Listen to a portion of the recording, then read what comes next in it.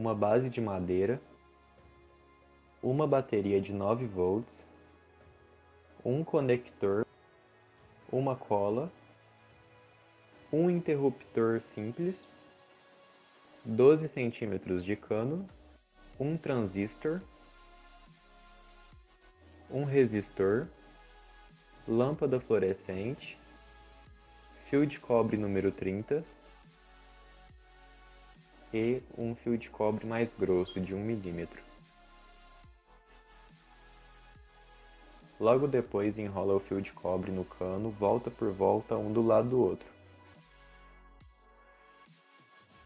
Depois de ter feito a conexão nos fios, a gente colocou dentro dessa caixa e deixou apenas a bobina para fora para fazer a demonstração no vídeo.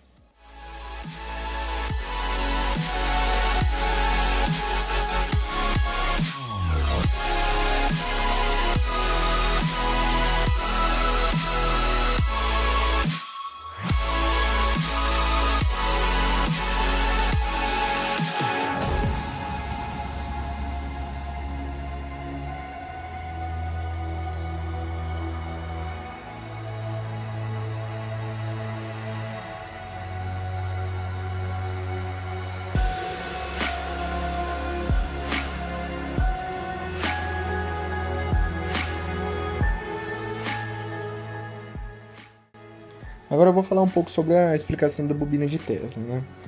Nessa bobina a gente tem 4 coisas acontecendo nela. A primeira coisa que acontece é que ao enrolar vários fios de cobre em um cano e colocar energia elétrica nele, nós criamos um eletroímã. Ou seja, nessa bobina de fio grosso, nós temos um eletroímã. Dentro da bobina, nós colocamos um transistor, que funciona basicamente como um interruptor. Esse interruptor ele fica ligando e desligando na velocidade muito rápida. E esse transistor também é ligado na bobina de fio grosso, ou seja, ela também fica desligando e ligando muito rápido.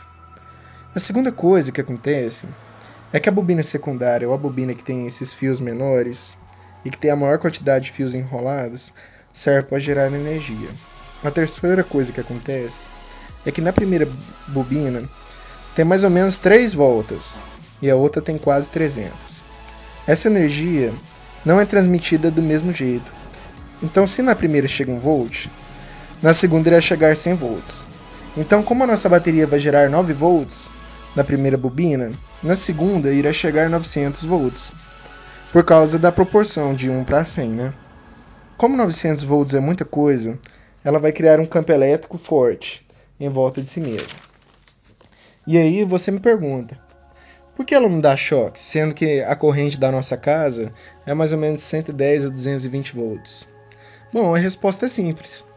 Porque, apesar de serem 900 volts, ela não chega a muitos poucos amperes. Ou seja, tem uma troca. Se a gente aumenta a quantidade de volts, a gente perde a quantidade de amperes. Mas agora voltando à explicação. Os 900 volts fazem com que a bobina crie um campo elétrico em volta de si mesma muito forte. E a quarta coisa que acontece é que, como a gente usa uma lâmpada fluorescente, nela, para ela funcionar, os elétrons têm que bater em uma camada de fósforo que reveste a lâmpada inteira. E quando esses elétrons batem, emitem luz. E como a gente tem um campo elétrico fazendo com que esses elétrons se movimentem, o campo magnético faz a lâmpada emitir luz.